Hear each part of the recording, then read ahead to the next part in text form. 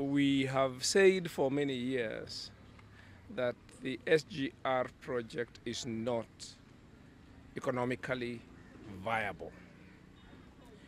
It has been demonstrated now and accepted by government and written in a government report that this railway cannot service its debts.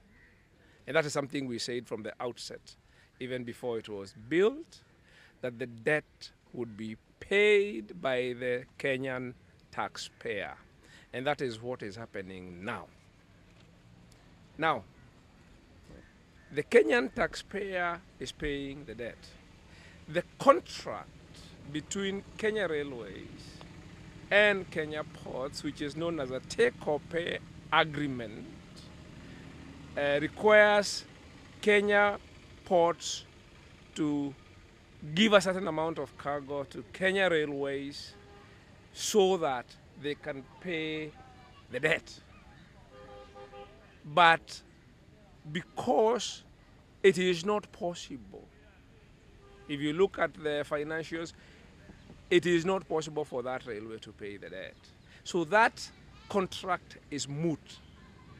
The government cannot claim and demonstrate to anybody that they are enforcing this take-or-pay contract, which is what is responsible for shifting the port logistics from Mombasa to Nairobi, and from what we can see, the final destination of the port is Naivasha, on private land owned by powerful people in Kenya.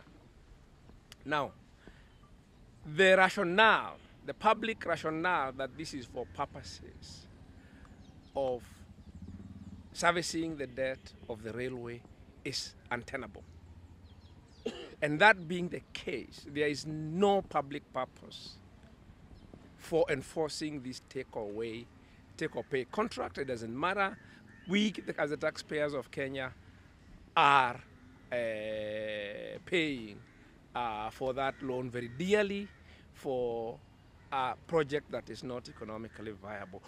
There is no reason other than private greed of powerful people to enforce that contract and shift the port logistics from Mombasa to dry docks, which are country, whether it is in Nairobi or whether it is in Mombasa. This is state capture. This is the thing we are calling state capture. The state has been captured. There is no public or economic justification, in fact, for building the extension of this railway from Nairobi to Naivasha at the cost of 150 billion shillings. There is no business for it in Naivasha other than to take it to land owned by private individuals, powerful individuals, so that they can grow their businesses there. Yeah. So what we are seeing is a systematic use of power, public power, for private gain. So the questions that we are dealing with here are very fundamental.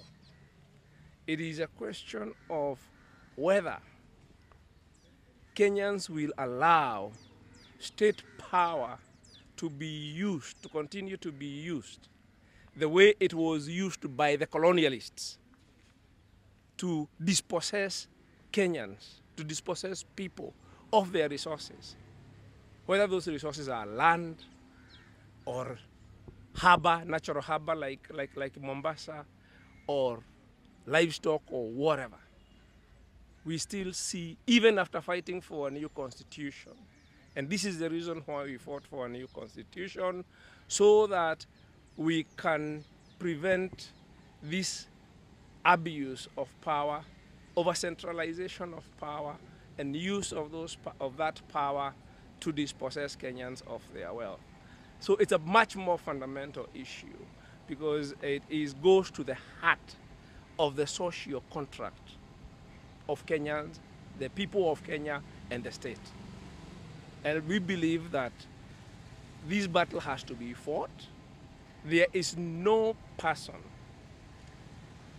who has no power on earth which has the right to to dispossess the people of Mombasa of their endowment of a natural harbor and take the benefits of that natural harbor and take it from the people of Mombasa at the expense of the people of Kenya, because we are the ones who are paying the loan, and take that business to private land, where we have seen the President Uhuru Kenyatta offering land to the President of South Sudan, offering land to the President of Uganda to build dry docks. What he's doing is he's using public resources and public office to direct resources to where it will benefit his personal, his family interests. So this is why we are having this, and we will not stop. That's why we have been stopped, but we will not stop.